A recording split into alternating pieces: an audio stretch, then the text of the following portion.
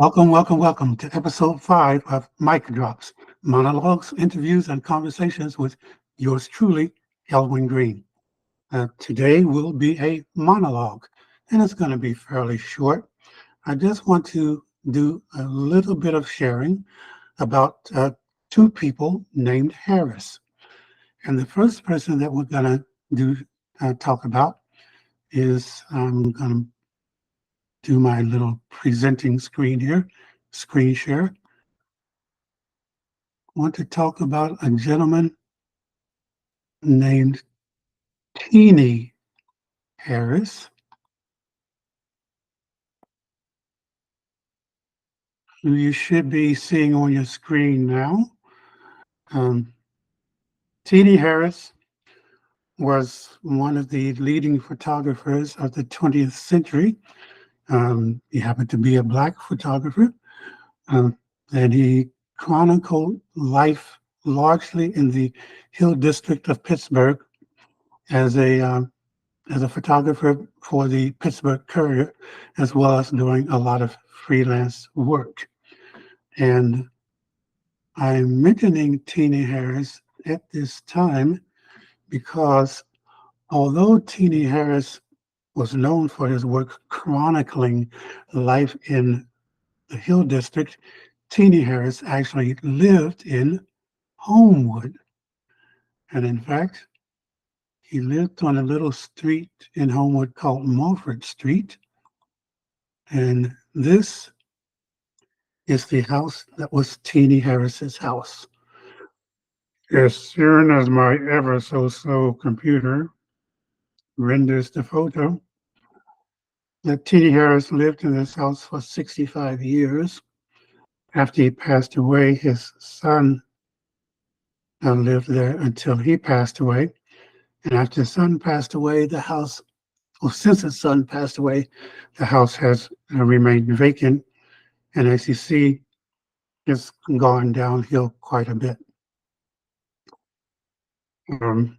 Teenie Harris's descendants are working to gain possession of the house and to turn it around, not just to clean it up and fix it up, but in fact to convert it into a museum in memory of Teenie Harris that can operate as a gallery of his work, but that it can also be home to a training center for people who want to learn photography, to not simply continue, but to expand the legacy of Teenie Harris.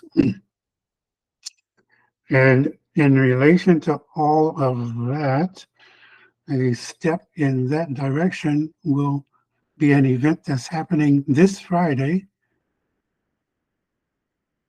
which will be the placement of a marker, a historical marker. All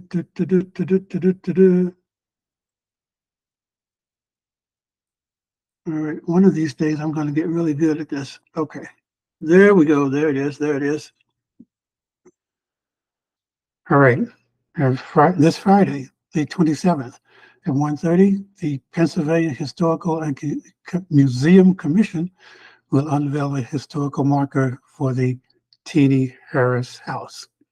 So this is, first of all, your invitation to come out to 7604 Mulford Avenue, Friday afternoon, if you can possibly make it. Mayor Ed Gainey and a whole lot of other folks will be there. And we should be the first ones to celebrate Homewood's talent and genius, and we should be the ones to celebrate it. We should be the first to celebrate. We should celebrate most loudly and bigly, and we should make it a big deal. So if you can possibly make it out, encourage you to make it out. I plan to be there myself and hope to see you there. Thursday, the 26th, I will have Mr. Harris's grandson, Lionel Harris, and a couple of other folks on the show to talk about the work that's being done to restore the house and the challenges that they're encountering, um, and everything that they hope to accomplish with it. So, hope that you'll be able to join us then, Thursday morning at 6 a.m., right here for episode 6 of Mic Drops. But in the meantime, mark your calendar also for Friday, 1:30, 7604 Mulford Street for the unveiling of the Pennsylvania Historical and Museum Commission historical marker unveiling for the Teenie Harris House. So that is our first item of business in today's monologue. Let me get rid of that. Um, and the next item, let's see here. Right. Hello, welcome back. The second thing that I want to talk about is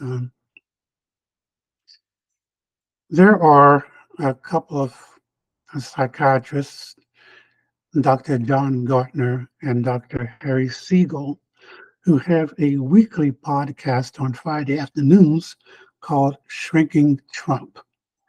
It's usually about an hour and a half, and they started the podcast, I think, in April, April, May, June, July, August, September.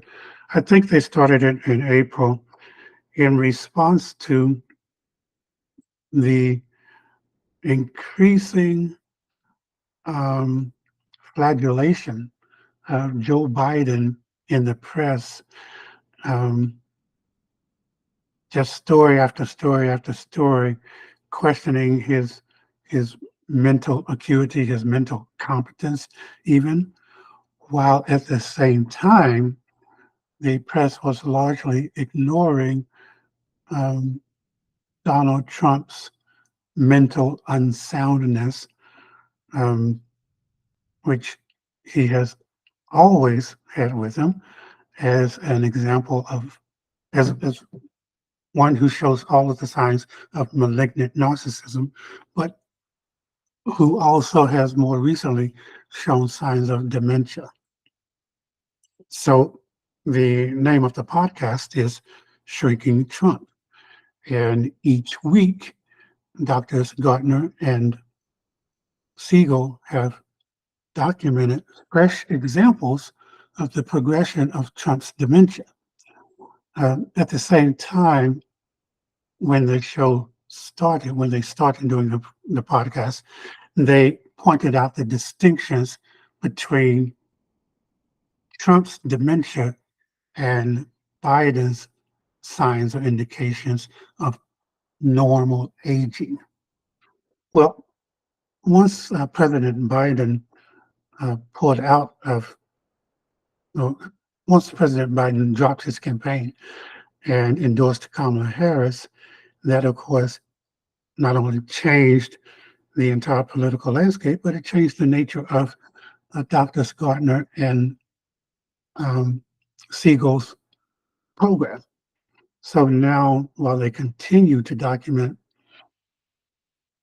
Trump's dementia or the progress of Trump's dementia, they are also documenting the change in the psychology or comparing Donald Trump's psychology with the psychology of Kamala Harris, and also observing the change in the psychological tone of the campaign and the change in the psychology of the American electorate, or at least a large part of the American electorate. So that's me taking too much time to say that they're continuing to pay attention to Trump while also giving attention to Kamala Harris. I was listening to the podcast Friday afternoon while I was on my way somewhere, and they played a clip from an appearance that Kamala Harris had with at an NABJ event. You may recall that Donald Trump appeared at the NABJ convention, that Kamala Harris was not there. She was brand new as a candidate and had a prior commitment. So she did this separate event with the NABJ last week, and doctors Siegel and Gardner played a clip. I'm just going to share, actually, they played a couple of clips. I'm just going to share one of them real quickly and then come back to say a few words about it. Du- du- du- du- du.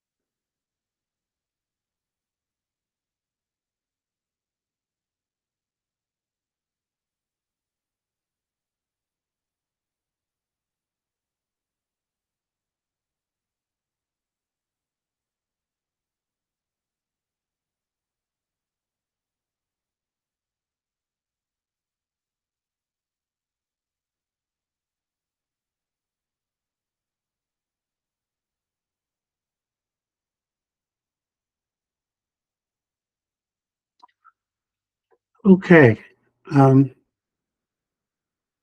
stop. So let me get my screen back to me.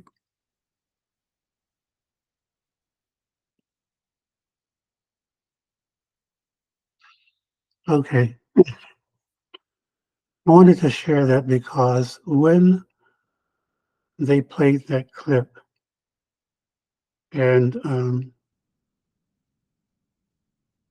Kamala Harris made the statement,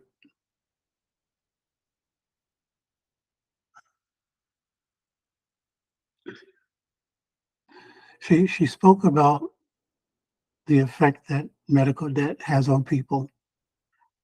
And she used the phrase, including Black men.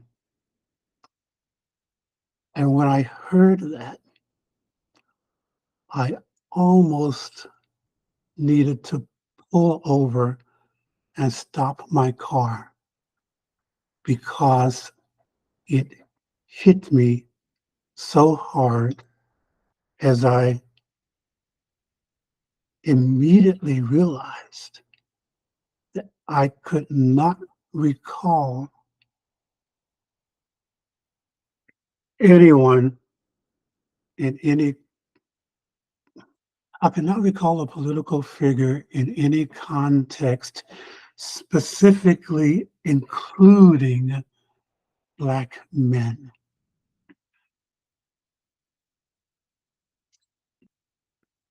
I have heard sometimes people refer to Black men when they were talking only about Black men as Black men. I don't recall hearing anyone include Black men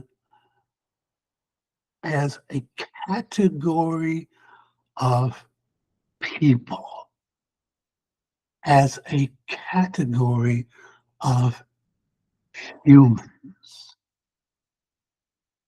And with that single phrase, with those 3 words,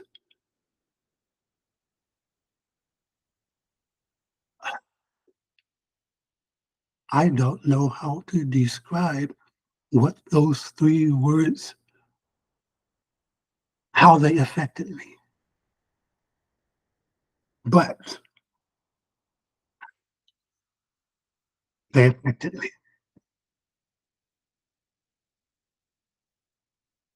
I felt seen in a way that I have not felt seen before in 72 years. So I wanted to mention that. I wanted to share that. And that's it, really.